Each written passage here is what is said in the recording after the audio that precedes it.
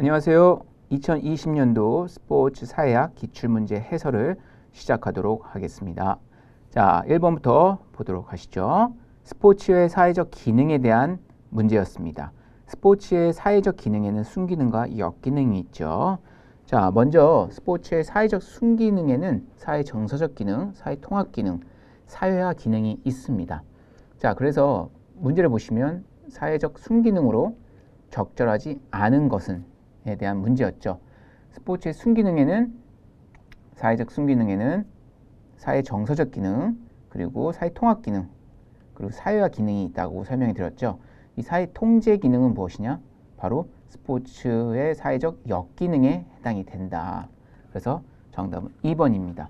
상당히 난이도가 낮은 문제였죠. 그래서 스포츠의 사회적 기능, 순기능과 역기능은 매년 출제되기 때문에 여러분 잘 알고 계셔야 되고, 큰 이 타이틀만 알고 계시는 게 아니고 이 사회화 기능에는 어떤 내용이 있고 통합 기능에는 어떠한 내용이 있고 등등을 여러분이 또 잘 알고 계셔야 어려운 난이도의 문제가 나와도 쉽게 푸실 수 있으시겠죠. 자, 2번 스포츠 보기에서 설명하는 이론입니다. 예, 사회화 이론에 대해서도 매년 출제되고 있죠. 보기 보시죠. 지배계급은 피지배계급을 억압하고 착취한다. 그 다음 재화의 불평등한 분배는 사회의 본질적 속성이다. 스포츠는 일부 지배계급에 의해서 그들의 이익을 증대시키는데 이용된다라고 했는데 이거는 뭐냐? 갈등 이론에 대한 설명이었습니다. 자, 스포츠 사회학의 이론은 1960년대 중반 이 구조기능주의를 시작을 해서 1970년대 중반 이후 이 구조기능주의의 대안적 패러다임으로 갈등 이론과 상징적 상호작용론 등을 거쳐서 이 문화이론, 헤게모니 이론, 페미니즘 등에 의해 다양한 패러다임을 가지게 되었습니다. 그래서 보기에 보시면 이 갈등 이론은 사회적 실체의 본질을 경쟁과 갈등의 관계로 이해하는 걸로 볼 수 있는데요. 이익이나 권력 등을 둘러싼 개인과 개인 사이, 집단과 집단 사이의 경쟁이 일어나고 불화나 대립이 사회의 본질적 속성으로 보기 때문에 이 보기에 해당되는 이론은 바로 뭐냐? 갈등 이론이다라고 설명할 수 있겠습니다. 자, 3번 보겠습니다. 정치가 스포츠를 이용하는 방식. 이 해당 문제도 매년 출제되는 부분이기 때문에 여러분 잘 알고 넘어가셔야겠죠. 자, 정치가 스포츠를 이용하는 방식은 세 가지가 있다고 했습니다. 처음에 상징과 그 다음 동일화, 그 다음 마지막으로는 조작, 이렇게 세 가지가 있는데요. 자, 보기를 보시면 경기에 앞서 국가 연주, 국기에 대한 경례 등의 의식을 갖는다라고 했습니다. 이건 뭐냐? 바로 이 나라에 대한 상징을 의미하죠. 상징. 예. 그럼 1번과 3번 있겠죠. 2번 대중은 선수나 팀을 자신과 일치시키는 태도를 형성한다. 일치. 그럼 뭐냐? 바로 이 동일하잖아요. 그렇죠? 그 다음 정치인의 비리, 부정 등은 은폐하기 위해 스포츠를 이용한다라고 했는데 이건 뭐냐? 바로 조작에 해당됩니다. 그래서 정답은 3번. 이 내용, 보기 내용만 잘 읽어도 쉽게 매칭할 수 있는 문제였습니다. 자, 4번 가겠습니다. 스포츠와 미디어와의 상호관계. 이 해당 문제도 매년 출제되고 있는 부분이죠. 스포츠에 미치는 영향. 자, 1번 한번 볼게요. 영국 프리미어리그 경기는 방송사의 수준 높은 콘텐츠를 제공하고 있다라고 했고요. 그 다음 방송사의 편익을 위해 배구의 랠리 포인트제, 농구의 쿼터제 등 경기 규칙을 변경하였다라고 했는데, 자, 그 전에 다시 한번 1번 넘어갈게요. 영국 프리미어리그, 즉 뭐다? 이걸 하나 이제 스포츠 콘텐츠라고 볼 수 있죠. 스포츠는 뭐냐?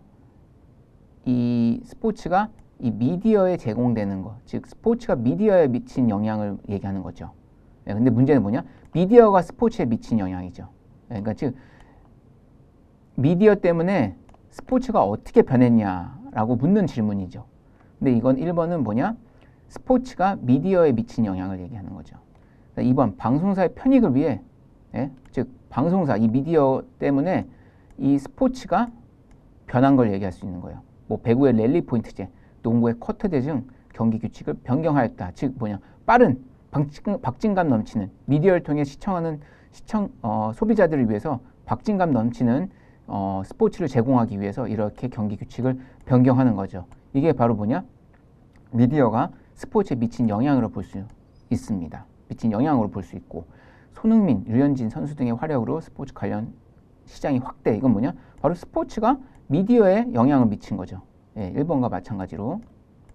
3번 시청자의 욕구를 충족시키기 위해 슬로우 영상, 반복 영상 등을 제공했다. 즉, 이 스포츠 때문에 미디어가 어떻게 해요?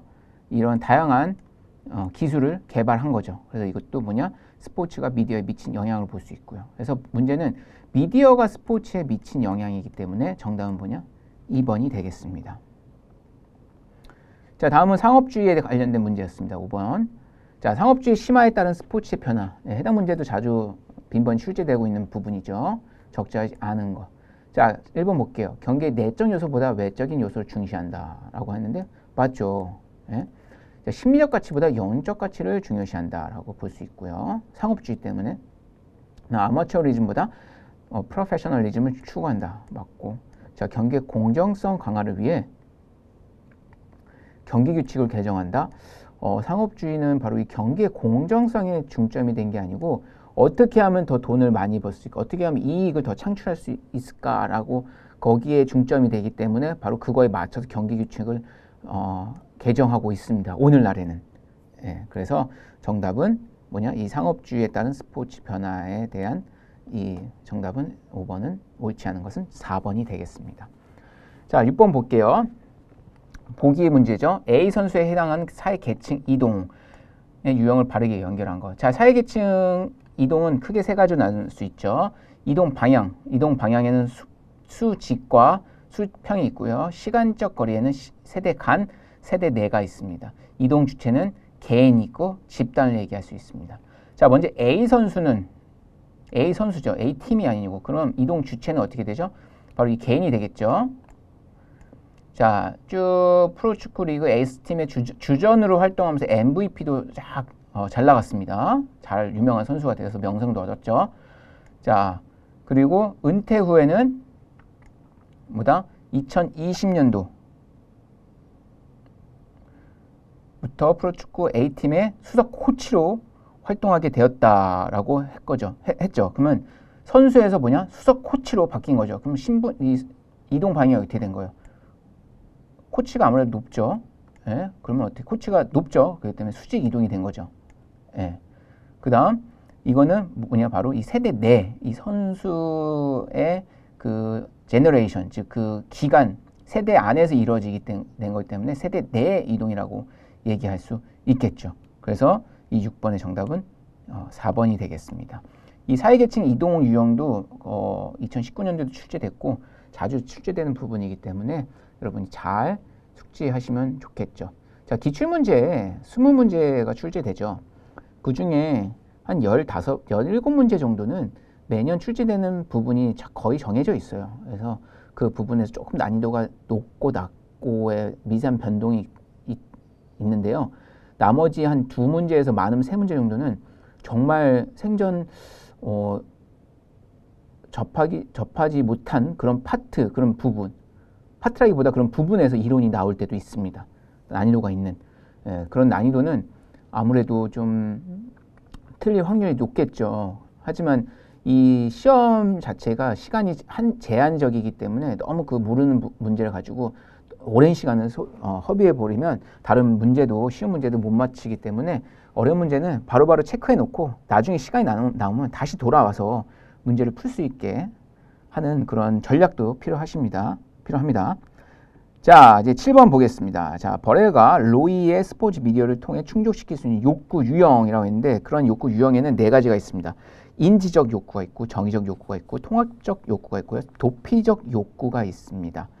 자, 우선 이 욕구에 대한 설명 옳은 것은 자, 통합적 욕구는 무엇이냐? 스포츠에 대한 사회 구성원들의 관심을 하나로 묶는 이 사회 통합의 역할을 하는 겁니다. 이 스포츠에 대한 이 규칙을 얘기한다? 이건 뭐냐? 인지적 욕구에 해당이 되고요. 자, 그 다음 인지적 욕구는 스포츠에 대한 흥미와 즐거움을 제공한다. 이거는 정의적 욕구에 해당이 됩니다. 자, 정의적 욕구 볼게요. 스포츠에 대한 지식, 경기 결과. 이건 뭐냐? 바로 인지적 욕구에 해당이 되죠. 예.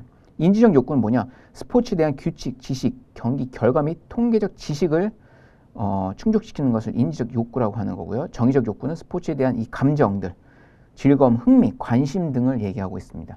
이 도피적 욕구는 뭐냐? 이 불안, 초조, 욕구, 좌절 등의 감정을 해소하도록 돕는다라고 했는데 이게 맞는 얘기죠. 그래서 정답은 4번.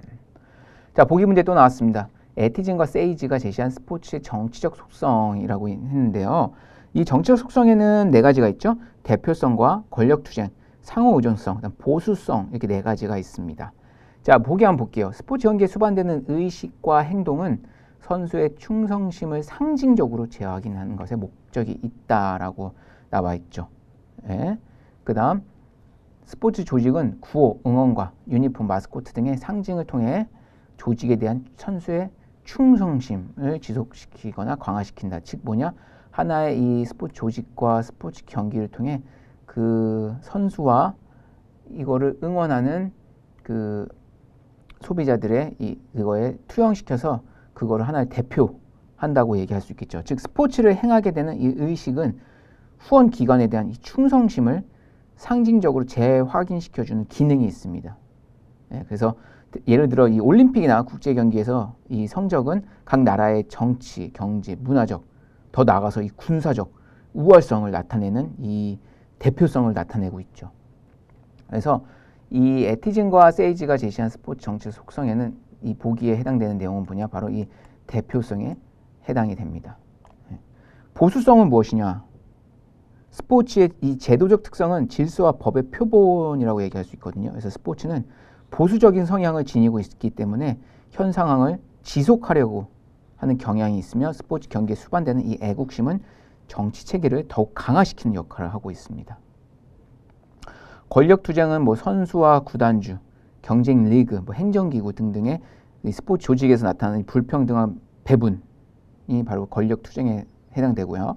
상호의존성은 스포츠와 정치의 결합은 정부 기관이 관계될 때 확실히 드러나는데 이러한 예로 일부 기업이 스포츠 구단을 창설하게 되면 조세를 감면해주는 혜택을 받는 경우가 있습니다. 이런 게 뭐냐? 바로 이 상호의존성, 스포츠와 정부, 구단과 정부의 이 정부, 즉 정치와 이 상호의존성을 얘기할 수 있겠죠. 자, 9번 가겠습니다. 스포츠 일탈 유형과 원인이죠. 자주 출제되는 문제죠. 자, 스포츠 1번 볼게요. 스포츠 현장에서 발생하는 일탈 사례가 부족하기 때문이다. 뭐가? 이게 적절하지 않은 것. 자, 스포츠 현장에서 발생하는 일탈 사례가 부족하지는 않습니다. 일탈 사례가 상당히 많습니다. 예. 이 스포츠 현장에서 발생하는 일탈은 시간적, 공간적, 사회적 조건과 관계없이 항상 존재합니다. 항상 존재한다는 건 뭐죠? 바로 이 보편적인 현상이라고 얘기할 수 있겠죠. 그렇기 때문에 일탈 사례가 부족하진 않습니다. 그래서 틀린 것은 1번. 자, 나머지 옳은 보기 한번 볼게요. 스포츠 일탈은 규범에 대한 거부와 함께 무비판적 수용도 포함하고 있죠.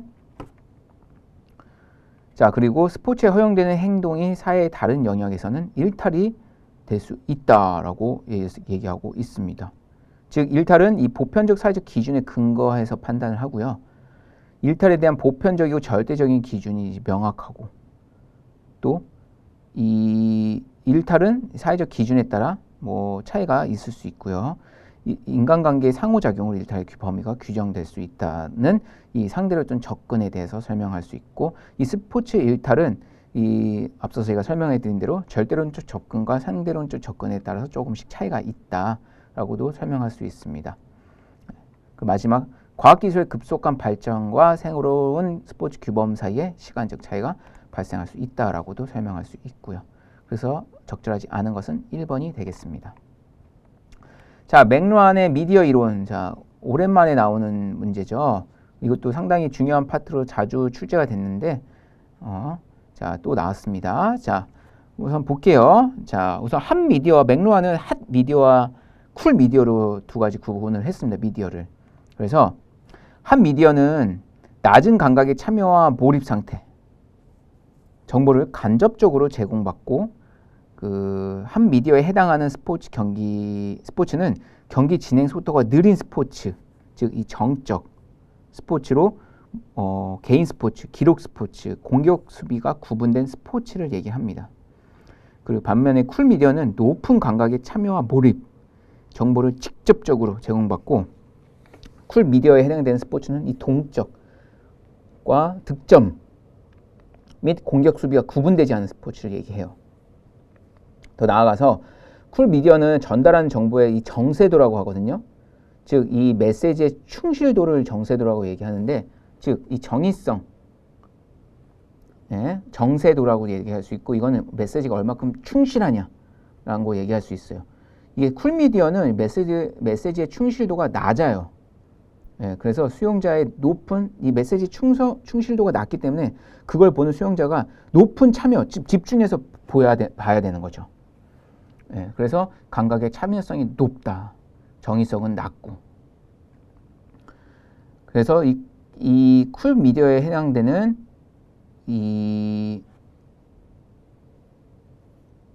죄송해요. 그래서 이 수용자의 높은 참여를 요구한다고 설명을 했죠. 반면에 이 핫 미디어는 전달하는 정보의 정세도가 높습니다. 그러니까 즉 메시지의 충실도가 높기 때문에 그걸 보는 수용자는 낮은 참여를 요구하는 미디어를 의미를 하고 있습니다. 좀 복잡하고 조금 이렇게 오락가락 하시죠. 그래서 우선 정답은 4번이거든요. 자, 이 쿨 미디어는 정의성, 즉 정세도, 이 메시지의 충실도가 제가 높다고 했나요? 낮다고 했나요? 이 낮다고 했죠. 그래서 낮기 때문에 그걸 보는 수용자는 높은 참여성을 보여야 됩니다. 그래서 이 감각, 몰입성도 높고요. 반면에 경기 진행 속도는 어떻게 되죠? 빠르고, 쿨 미디어는. 그래서 이 쿨 미디어는 뭐라고 했죠? 높은 감각의 참여와 몰입, 정보를 직접적으로 제공받고, 이거에 대한 스포츠는 동적, 그다음 득점 스포츠, 공격과 수비가 구분되지 않은, 왔다 갔다 많이 하는 그런 스포츠를 얘기하고 있습니다. 그래서 정답은 4번이 되겠습니다. 뭐 제 설명을 조금 여러분이 한 번에 이해가 안 되실 수도 있어요. 그래서 저희 이론에 나와 있는 그 내용을 다시 한 번 더 깊게 한번 읽어보시면 쉽게 이해하실 수 있으실 겁니다. 자, 11번 가겠습니다. 자, 투민의 스포츠 계층의 형성 과정입니다. 자, 스포츠 계층의 형성 과정은 네 가지로 구분이 되거든요. 자, 지위의 분화, 그 다음 지위의 서열화, 평가, 그다음 보수 부여로 구분이 됩니다. 즉, 예로 설명해 드리면 스포츠 조직이 있어요. 조직. 스포츠 조직은 구단주가 있죠. 구단주. 자, 그 다음 구단주 아래, 뭐 아래라고 설명해보다 그 다음 단계가 이제 감독이 있고요. 그 다음 감독 아래 감독을 도와주는 코치가 있고요. 그 다음 코치 아래 이제 선수라고 해보겠습니다. 그 외에도 뭐 스태프들 있겠죠. 자, 이렇게 계층이 형성이 됩니다. 즉, 이 지위의 분화는 한 스포츠 팀, 구단을 얘기했을 때 이렇게 구단주와 감독, 코치, 선수로 지위가 분화된다라고 설명할 수 있고요. 지위의 서열화는 뭐예요? 이거에 따라서 지위가 서열화가 되겠죠. 여기서 제일 낮은 계층은 어떻게 되죠? 바로 선수라고 얘기할 수 있겠죠. 그 다음 코치, 감독, 구단주 순으로 서열이 나눠져 있고요. 그 다음 이 서열에 맞춰서 각각이 평가를 받게 됐죠. 감독은 감독만의 이제 평가를 받게 되고, 또 코치만의 평가를 받게 되고, 선수만의 평가를 받게 되고요. 구단주도 마찬가지로 뭐 주주에 의해서 평가를 받을 수 있겠죠. 자, 그 다음 이제 보수 부여는 뭐예요? 그 평가에 따른 적절한 뭐 상과 벌을 주는 것을 얘기할 수 있겠죠. 성적이 좋으면 그만큼 더 좋은 연봉과 뭐 금액을 받을 수 있고요. 못하면 강등이 되기도 하고요. 그래서 투민의 계층 형성 과정은 첫 번째 지위의 분화, 지위의 서열화, 평가, 보수 부여로 구분이 된다. 자, 기업 볼게요. 세계적인 테니스 선수는 기업으로부터 많은 후원금을 받고 있다. 이 기업은 뭐냐? 바로 보수 부여. 후원금을 받는 건 보수 부여죠. 그럼 가장 마지막 단계라고 볼 수 있겠죠. 그냥 4라고 적겠습니다. 보수 부여 단계. 자, 그래서 우선 보기에 보시면 마지막 단계니까 2번 아니면 3번이 되겠죠. 정답이. 자, 그 다음 세계 랭킹에 따라 참가할 수 있는 테니스 대회가 나눠져 있다라고 얘기했죠. 그럼 뭐예요? 서열이 나눠져 있는 걸 얘기할 수 있죠. 랭킹에 따라서 참가할 수 있는 대회가 나눠져 있으니까. 서열화는 몇 번째죠? 바로 두 번째로 얘기할 수 있겠죠. 자, 그럼 니은은 여기. 자, 그 다음 테니스 선수, 코치, 감독, 트레이너 등 역할이 구분되어 있다. 이건 뭐예요? 바로 지위의 분화를 얘기할 수 있겠죠. 첫 번째죠. 그 다음 국제대회에서 우승하면 사실 명성이 높아진다. 즉 뭐예요? 평가를 받는 거잖아요. 그렇죠. 세 번째. 그러면 디귿, 니은, 리을, 기억이죠. 디귿, 니은, 리을, 기억. 그래서 정답은 3번이 되겠습니다. 네, 투민의 스포츠 계층 형성 과정도 중요하기 때문에 이런 사례의 문제가 자주 나와요. 네, 그래서 잘 알고 계시면 도움이 되겠죠. 자, 12번 가겠습니다. 스포츠와 세계화의 원인이 아는 것은에 대한 질문이었습니다. 간단한 문제죠.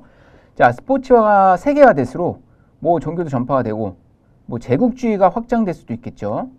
과학기술이 발전되고, 자, 인종차별 심화라고 얘기했는데 아마 딱 여러분이 이 문제를 봤을 때 이 2번과 3번에 대해서 조금 헷갈리실 수 있어요. 자, 제국주의 확장은 무엇이냐? 세계화, 스포츠 세계화의 동인에 대한 얘기를 하면 이 피식민지 국민에게 스포츠를 동화 정책의 문화 수단으로 이제 활용을 할 수 있다. 즉, 뭐 지금 우리나라뿐만 아니라 전 세계는 잘 뭐 이렇게 뭐 빈부격차가 존재하지만 아직도 이게 개발도상국이나 좀 후진국들이 많이 존재를 합니다. 그래서 이 스포츠 세계화에 의해서 강대국 중에서도 이 제국주의를 주장하는 나라들이 있죠. 그런 나라들이 이런 후진국, 개발도상국에 가서 즉 피식민지 국민들에게 스포츠를 사용을 해서 동화 정책의 문화적 수단으로 이제 활용을 한다는 얘기를 할 수 있겠죠. 그래서 2번도 맞는 얘기고요. 그래서 3번을 보시면 인종차별 심화는 스포츠가 세계화될수록 인종차별은 어떻게 된다? 오히려 감소된다, 즉 해소된다라고 얘기할 수 있겠습니다. 그래서 정답은 3번입니다. 아닌 것은. 정답은 3번. 자, 보기의 문제죠. 기억의 설명하는 집합 행동의 유형과 관련된 이론입니다. 집합 행동. 자, 좀 까다로운 문제가 됐어요. 제가 이론에 관련된 문제는 좀 까다롭다라고 설명드렸죠. 왜 이론을 다 알아야 되니까. 자, 보기 보시면 어제 축구 봤니? 경기도 중 관중 폭력이 발생했어. 나도 봤는데 관중 폭력의 원인이 인종차별 때문이래. 자, 인종차별과 같은 사회 구조적 문화적 선행 요건이 없다면 두 팀 관중들 간의 폭력은 없을 거야 라고 얘기를 했죠. 이 보기는 바로 뭐냐? 이 부가가치 이론에 대한 설명입니다. 이게 무슨 얘기냐? 이 기억은 이 집단 행동의 발생을 설명하는 이론 중 집단 행동이 일어나기 위해서는 어떤 요인이나 조건들이 순차적으로 조합을 이루어야 한다고 설명하는 이 부가가치 이론. 이게 뭐냐? 바로 사회 변형 이론에 대한 이론으로도 얘기할 수 있거든요. 그래서 이 기억은 인종차별이 없다면 이러한 문제도 발생되지 않을 것이다 라고 얘기했기 때문에 뭐냐? 이러한 어떠한 요인이나 조건들이 그 순차적으로 조합, 즉 집단 행동의 발생이 일어나기 위해서는 어떤 요인이나 조건이 순차적으로 조합을 이루어야 된다고 설명하는 이론이기 때문에 바로 이 부가가치 이론, 사회 변형 이론이라고 설명할 수 있겠습니다. 그래서 정답은 4번이고요. 자, 전염 이론과 수렴 이론, 규범 생성 이론이 또 있는데 전염 이론은 무엇이냐? 뭐 말 그대로 전염된 거예요. 지금 병이 전염되듯이 군중 속에 한 사람 또는 몇몇 사람들의 영향을 받아서 관중 폭력이 발생된다는 이론을 얘기할 수 있고요. 수렴 이론은 뭐냐?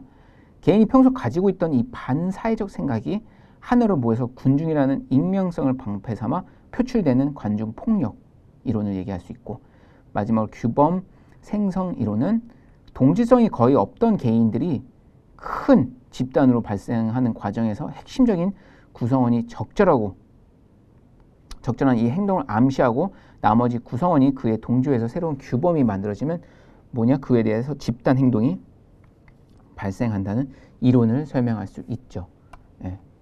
그래서 이 13번 같은 문제는 상당히 난이도가 높은 문제로 볼 수 있겠습니다. 자, 14번 보겠습니다. 자, 스포츠 일탈에 관한 설명으로 적절하지 않은 것. 자, 1번 부정적 일탈 사례로는 금지 약물 복용, 구타 및 폭력 등이 있다라고 얘기하고 있고요. 자, 부정적 일탈은 스포츠 규범 체계에 대한 과잉 동조 성향을 의미한다라고 했는데 이 과잉 동조, 이 부정적 일탈은 일반적인 일탈로 규범을 위반하는 행동을 얘기해요. 그래서 승부 조작이나 스포츠 도박, 약물 복용 등이 이게 해당이 되는데, 이 과잉 동조는 뭐냐? 스포츠 일탈의 특성으로 경기와 관련된 규칙이나 규범을 무비판적으로 따름으로써 한계를 벗어난 행위를 얘기해요. 예, 그래서 과잉 동조가 아니죠. 예. 자, 긍정적 일탈 사례로 오버트레이닝, 운동 중독이 있다라고 볼 수 있고요. 그 다음 긍정적 일탈은 정상적으로 받아들여지는 행동에 대한 무비판적 수용을 의미한다. 즉 일반적으로 적절하다고 여기는 관용 한계를 초월하는 행동을 의미하는 게 긍정적 일탈이고, 또한 사회적으로 문제되지 않고 사회가 지향해야 할 바람직한 행동 유형으로 인정하는 것을 얘기하고 있습니다. 그래서 1번, 3번, 4번 다 맞는 내용이고 2번이 이제 틀린 내용이라고 얘기할 수 있겠죠. 이 과잉 동조의 원인으로 뭐 여러 가지가 있는데 그 중에 몇 가지 설명해 드리면 경기에 헌신할 것을 요구하는 거고, 또 위험이나 고통을 당연시 하듯이 받아들이는 것, 그리고 운동선수 우리는 좀 이게 스페셜한 그룹이야, 스페셜한 집단이다라고 생각하는 거, 그 성공 추구 중에 부딪힌 장애물을 모두 우리는 극복할 수 있어 한 등등등이 뭐냐, 바로 이 과잉 동조의 원인이 될 수 있다라고 설명할 수 있겠습니다. 자, 15번 가겠습니다. 스포츠 일탈에 설명한 이론, 또 이론 문제죠. 그럼 난이도도 있겠죠. 특징과 바르게 연결된 것. 자, 갈등 이론. 선수의 금지 약물 복용 등과 같은 일탈적 행위는 개인의 윤리적 문제다라고 설명하고 있습니다. 자, 갈등 이론은 뭐냐? 이건 갈등 이론에 대한 설명이 아니고, 갈등 이론은 스포츠 내는 갈등이 항상 존재하죠. 스포츠 계층에도 뭐 권력, 뭐 부, 특권이 불평등하게 배분되어 있기 때문에 갈등이 생성된다고 주장하는 이론을 얘기할 수 있겠죠. 왜 선수들도 뭐 수준급 선수와 그냥 일반 선수 등등 나눠지는 것처럼 그게 확실하게 확연히 드러나는 거죠. 이런 거에서 이제 갈등이 존재한다라는 이론을 얘기할 수 있겠습니다. 자, 그 다음은 아미노 이론입니다. 그래서 이건 이 갈등 이론에 대한 설명 틀린 거고요. 아미노 이론은 선수의 승리에 대한 목표와 수단의 괴리로 인해 발생한 일탈이 발생된다. 예, 이건 맞는 얘기예요. 자, 아미노 이론은 뭐냐? 바로 머튼의 아미노 이론을 얘기할 수 있거든요. 선수로서 이 윤리적 태도와 경쟁에서의 승리, 즉 이 양립 불가능한 가치를 동시에 추구하고자 할 때 발생하는 이 갈등 현상에 대한 이론을 설명하고 있어요. 사회 구성원이 일반적으로 받아들여지는 이 문화적 목표와 그 사회가 인정하는 이 제도적 수단 사이의 괴리로 인해서 뭐냐? 바로 이 갈등이 나타나는데, 그 갈등을 뭐냐? 바로 이 아미노라고 합니다. 그래서 이 이론을 아미노 이론이라고 얘기하고 있습니다. 차별교제 이론은 무엇이냐? 일탈 행동 양식과 비일탈적 행동 양식 간의 차별적 접촉을 의미하는 이론을 얘기하는 거예요. 네. 이것도 설명이 틀렸고요. 낙인 이론은 뭐예요? 네, 일탈 행위 자체가 갖는 본질적인 측면보다 행위가 발생하는 상황과 여건에 따라서 규정되어진다고 할 때 누가 일탈을 규정짓느냐의 문제가 제기될 수 있다는 이론을 얘기하는 거죠. 네. 그래서 스포츠 일탈을 설명한 이론 중에 옳은 설명은 바로 2번에 해당되겠습니다. 자, 16번 보기 문제 나왔습니다. 설명한 사건. 자, 72년 메넨 올림픽에서 발생됐고요. 팔레스타인 테러 조직에 의해서 인질 사건이 나타났고, 국가 간 갈등, 올림픽을 통해 국가 간의 갈등이 올림픽이라는 이 메가 이벤트를 통해서 테러로 표출이 된 거죠. 그래서 이건 무엇이냐? 바로 1번입니다. 검은 9월달 사건. 이 사건은 72년 제20회 메넨 올림픽 경기 대회에서 팔레스타인의 과격단체 이 검은 9월단, 9월입니다. 9월에 소속 테러리스트 8명이 이스라엘 선수단 숙소를 습격해서 이스라엘 사람을 2명을 사살하고 선수 9명을 인질로 납치한 사건입니다. 스포츠가 갈등 및 전쟁의 촉매 역할을 한 사건에 해당된다고 설명할 수 있겠죠.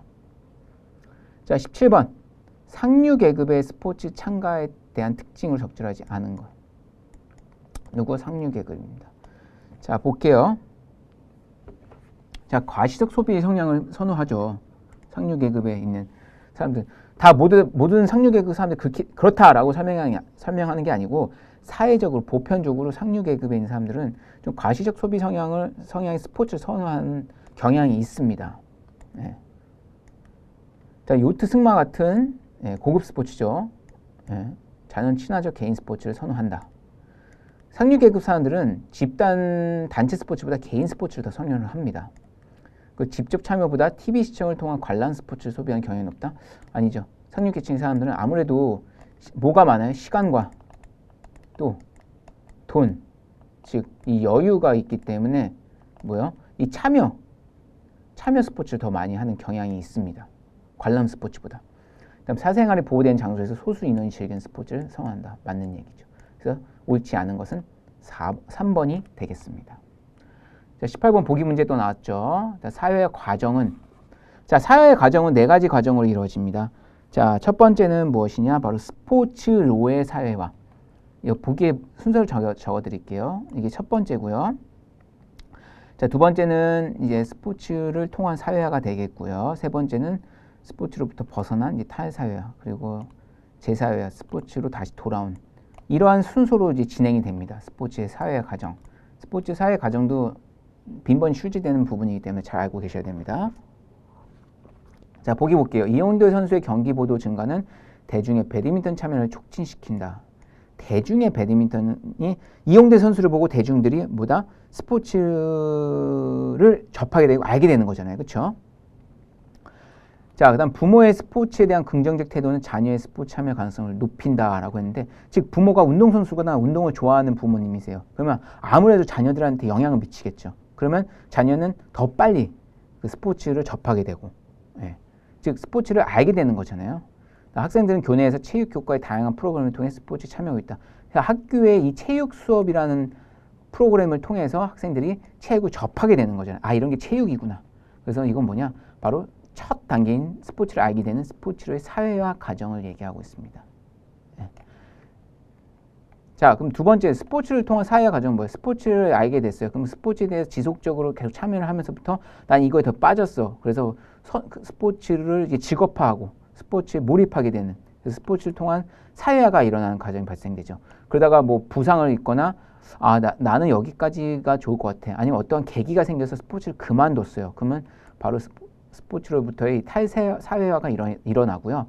그런데 나는 다른 스포츠로부터 나와서 다른 일을 하다 보니까 그래도 스포츠로 나한테 있어서 스포츠는 정말 중요한 부분이고 내 인생에 소중해. 그래서 다시 스포츠로 돌아와서 다시 선수로 복귀하는 경우도 있고, 아니면 뭐 팀의 코치나 감독 혹은 뭐 스포츠 아나운서 등등 스포츠를 다시 매개로 해서 직업화하는 그런 과정이 바로 스포츠의 재사회화 마지막 단계라고 얘기할 수 있겠죠. 근데 보기는 뭐냐? 바로 스포츠를 알게 되는 바로 스포츠의 사회화 과정 첫 번째 단계인 1번이 정답이 되겠습니다. 자, 19번 또 보기 문제 나왔죠. 스포츠 교육의 순기능. 스포츠 교육의 순기능이 있고 역기능이 있습니다. 자, 스포츠 교육의 순기능은 자, 전인 교육과 사회 통합, 사회 선도 기능이 있습니다. 자, 전인 교육에는 학업 활동의 격려, 사회화 촉진, 정서 순환이 있고요. 사회 통합 기능에는 학교 내 통합, 학교와 지역 사회 통합이 있고, 사회 선도에는 여건 신장, 장애인의 적응력 배양, 평생 체육을 장려하는 그러한 요인들이 있습니다. 자, 보기 보면 스포츠 참여를 통해 생애 중에 적합한 스포츠를 즐길 수 있는 습관을 형성할 수 있다라고 했습니다.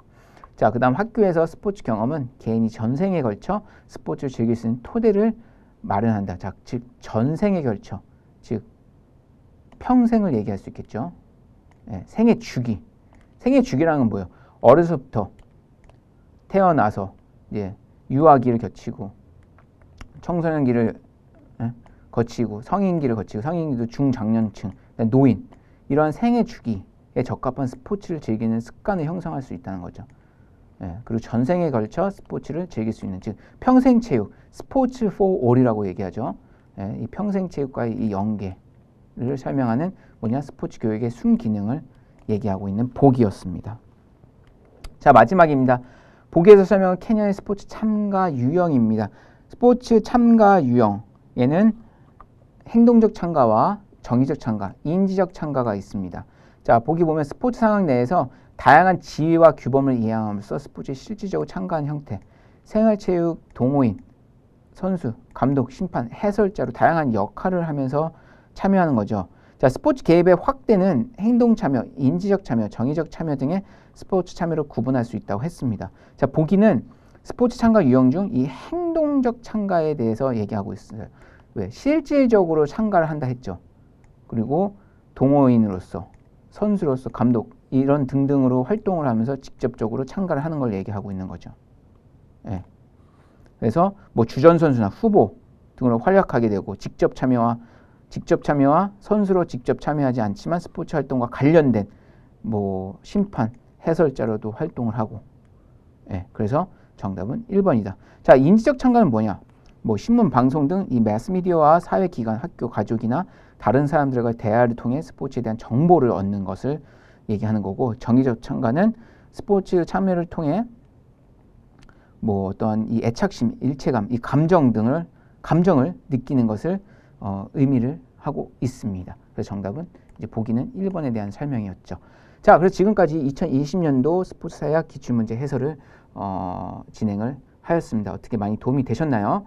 네, 지금까지 시청하시느라 고생 많으셨고, 그럼 여기서 강의 마무리하도록 하겠습니다. 고생 많으셨습니다. 감사합니다.